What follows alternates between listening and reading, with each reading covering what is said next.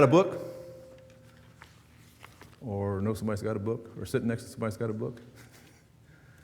Well, nobody's raising their hand, so anyway. What we're doing is we're going through, we go through the quarterly. This quarter, we've been talking about the call to a renewed life. Call to renewed life.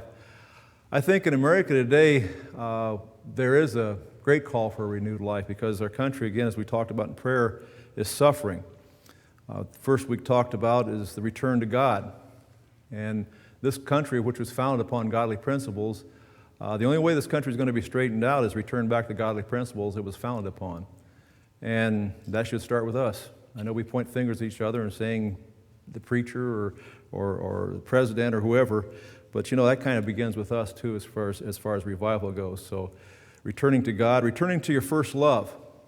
Of course, the first love that we have in our lives is the Lord Jesus Christ. I'm not talking about your first boyfriend or girlfriend. I'm talking about the first true love that you had in your life, which is the Lord Jesus Christ and how He changed your life. And today we're going to talk about returning to prayer. Returning to prayer. Some people might think, well, returning to prayer, hey man, I pray every day. Well, good, I do too.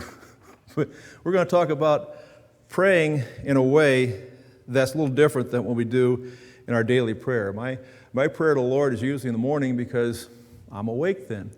If I try to pray before I go to bed at night, which a lot of people do, guess what I do? I go to sleep. Don't you pray during the day? Well, I'm getting ready to bring that up in a second here. Let me get there. Okay. But sometimes what we do is we get in the habit of just praying one time a day, and we get kind of past that. But as Dennis pointed out, man, prayer is something we should be doing all day long. We should actually be in the attitude of prayer throughout the day, 24 hours a day, middle of the night, when things come up.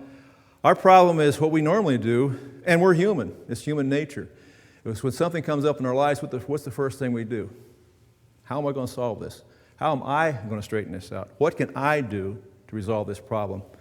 And I tell you what, whenever any Sunday school teacher tell you that whenever they study for a lesson, they put hours in, and they're teaching themselves first of all. And I start looking at myself first and saying, what do you do? Well, normally, I'll be honest with you, I'm kind of like, I've heard the expression before used, which makes sense. Why pray when you can worry about it? You ever hear somebody say that? Why pray when you can worry about it? So you can sit around worrying about it for a while. Worry is painful. It is painful for you. But why pray? You can worry about it. Well, that's just the opposite of what it should be. Why worry when you can pray about it? So the first thing we should actually do is always have an attitude of prayer when things come up in our lives is to pray to God. Thanking Him for, first of all, who He is, and then bring our petitions to Him. That's another problem with prayer, too, is we always want what we want. We sort of like bring petitions to God, and then maybe somewhere down the line say, oh, Lord, I love you. That should be the first part of prayer, which you're going to talk about here with Nehemiah as I well. watched Charles Stanley one day, and he said he went and he fell backwards on a trip. He said, okay, Lord,